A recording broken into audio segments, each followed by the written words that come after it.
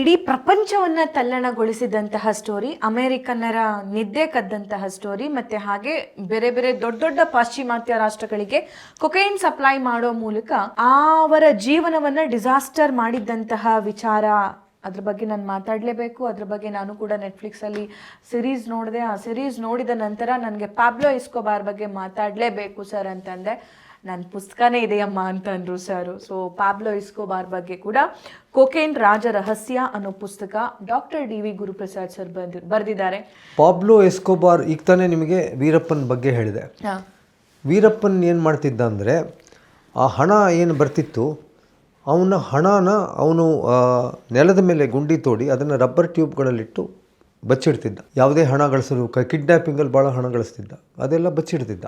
Pablo Escobar ಕೂಡ ಹಾಗೆ ಆಗ್ತದೆ. ವೀರಪ್ಪನ್ ಒಂದು ಸಲ ಕರ್ನಾಟಕದ 9 ಜನ ಬುರ್ಡೆ ಫಾರೆಸ್ಟಲ್ಲಿ ಅವರನ್ನು ಅಪಹರಣ ಮಾಡಿದಾಗ ಸರ್ಕಾರಕ್ಕೆ ಒಂದು ಇದು ಕೊಡ್ತಾನೆ, ನಾನು ಶರಣಾಗತನಾಗ್ತೀನಿ, ಆಗಬೇಕಾದ್ರೆ ನಾನು ಹೇಳಿದ ಜಾಗದಲ್ಲೇ ನನಗೆ ಜೈಲಂತ ಮಾಡಿ ಅದನ್ನು ಇಡಬೇಕು ಅಂತ ಹೇಳ್ತಾನೆ.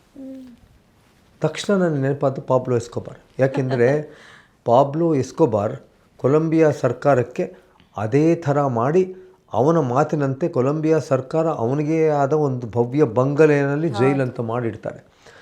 ವೀರಪ್ಪನಿಗೂ ಪಾಬ್ಲೋ ಎಸ್ಕೋಬಾರ್ಗೂ ಇರುವಂಥ ಸಾಮ್ಯತೆಯನ್ನು ನನಗೆ ಗೊತ್ತಾಗಿದ್ದು ನಾನು ವೀರಪ್ಪನ ಮೇಲೆ ಇಂಟರ್ವ್ಯೂ ಮಾಡಿದಾಗ. ಪಾಬ್ಲೋ ಎಸ್ಕೋಬಾರ್ ಮೇಲೆ ನಾನು ಸಾಕಷ್ಟು ಓದಿದ್ದೆ. ವಿಜಯ್ ಕುಮಾರ್ ಬಗ್ಗೆ ಹೇಳಿದ್ನಲ್ಲ, ವಿಜಯ್ ಕುಮಾರ್ ನನಗೆ ನೀವು ಗುರು you have to read a book on Pablo Escobar ಅಂತ ಒಂದು ಪುಸ್ತಕ ಕೊಟ್ಟರು. ಆವಾಗ ವೀರಪ್ಪನ ಬಗ್ಗೆ ಹೇಗೆ ಮಾಡಿದ್ದೋ ಅದೇ ರೀತಿ ಪಾಬ್ಲೋ ಎಸ್ಕೋಬಾರ್ ಬಗ್ಗೆ ಮಾಡಿದೆ. ನಾನು ಫಸ್ಟು ವೀರಪ್ಪನಿಗೂ ಪಾಬ್ಲೋಗೂ ಇರುವಂತಹ ಸಾಮ್ಯತೆಗಳೇನು ಅಂತ ಆ ಚಾಪ್ಟರ್ ಬರೀಬೇಕು ಅಂತ ಮಾಡಿದೆ. ಅವನ ಮೇಲೆ ಇನ್ನಷ್ಟು ಫ್ಯಾಸಿನೇಷನ್ ಆಗೋಯಿತು. ವಿಶ್ವದ 5ನೇ ಅತಿ ದೊಡ್ಡ ಶ್ರೀಮಂತ ವ್ಯಕ್ತಿ, ವಿಶ್ವದ 5ನೇ ಅತಿ ದೊಡ್ಡ, ಹಿಂಗಾದ ಇವನು. ತನ್ನದೇ ಆಗಿರೋ ಸಾಮ್ರಾಜ್ಯ, ಒಂದು ದ್ವೀಪ ಎಲ್ಲಾನು ನಿರ್ಮಾಣ ಮಾಡಿಕೊಂಡು ಅದರ ಬಗ್ಗೆ ಬರೆದೆ. ಹೇಗೆ ನನಗೆ ಚಾರ್ಲ್ಸ್ ಶೋಭರಾಜ್ ಮೇಲೆ ಆಸಕ್ತಿ ಬೇರೆ ಥರ ಬಂತು, ಇವನ ಮೇಲೆ ಆಸಕ್ತಿ ಬಂದಿದ್ದು ವೀರಪ್ಪನಿಂದ.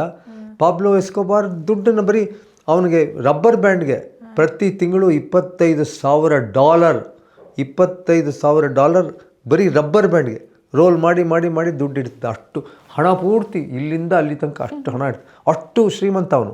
ವಿಶ್ವದ ಅತಿ ಶ್ರೀಮಂತ ಡ್ರಗ್ ಲಾರ್ಡ್. ಯಾರೂ ಅವನ್ನ ಹಿಡಿಯೋಕ್ಕೆ ಆಗಲಿಲ್ಲ. ಕಡೆಗೆ ಅವನ್ನ ಶೂಟ್ ಮಾಡಿ, ಹೇಗೆ ವೀರಪ್ಪನನ್ನು ಶೂಟ್ ಮಾಡಿ ಕೊಲೆ ಮಾಡಿದ್ರು ಅದೇ ರೀತಿ ಪಾಬ್ಲೋ ಮಾಡಿದ್ರು. ಎಲೆಕ್ಷನ್ ಕೂಡ ಕಂಟೆಸ್ಟ್ ಮಾಡೋದಕ್ಕೆ ತಯಾರಿ ಮಾಡ್ಕೊಳ್ತಿದ್ದಲ್ಲ ಸರ್, ಬಿಕಾಸ್ ಆಫ್ ದುಡ್ಡು. ಎಲೆಕ್ಷನ್ ಬರೀ ಕಂಟೆಸ್ಟ್ ಮಾಡಲಿಲ್ಲ, ಎಲೆಕ್ಷನ್ ಗೆದ್ದ.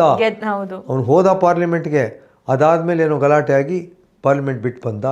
ಕೊಲೆ ಮಾಡಿದಂಥ ಸುಮಾರು 2,000 ಕೊಲೆ ಮಾಡಿಸ್ತಾನೆ. 2,000. ಇವನು ಎಲ್ಲ ಥರದ್ದು ವೈಭೋಗನು, ಪ್ರಪಂಚದಲ್ಲಿ ಏನೇನು ವೈಭೋಗ ಇದೆ ಅನುಭವಿಸ್ಬಿಟ್ಟ. ಅವನ ಸಮಾಧಿ ಏನಿದೆ, ನಾನು ವೀರಪ್ಪನ ಸಮಾಧಿ ನೋಡಿದ್ದೀನಿ, ಯಾರು ನೋಡಂತ ಎಲ್ಲೋ ಒಂದು ಮೂಲೆಯಲ್ಲಿದೆ. ಪಾಬ್ಲೋ ಸಮಾಧಿಗೆ ಇವತ್ತಿಗೂ ಕೂಡ ಸಾವಿರಾರು ಜನ ಬರ್ತಾರೆ ಇವತ್ತಿಗೂ. ಬಿಕಾಸ್ ಅವನಷ್ಟು ಹೆಲ್ಪ್ ಮಾಡಿದ್ದಾನೆ ಫೈನಾನ್ಷಿಯಲಿ. ಸೇಮ್ ಟೈಮ್ ವೀರಪ್ಪನ್ ಥರ ಇವನು ಫೈನಾನ್ಷಿಯಲ್ ಹೆಲ್ಪ್ ಮಾಡಿದ್ದಾನೆ ಪಾಬ್ಲೋ ಎಸ್ಕೋಬಾರ್ ಜನಕ್ಕೆ.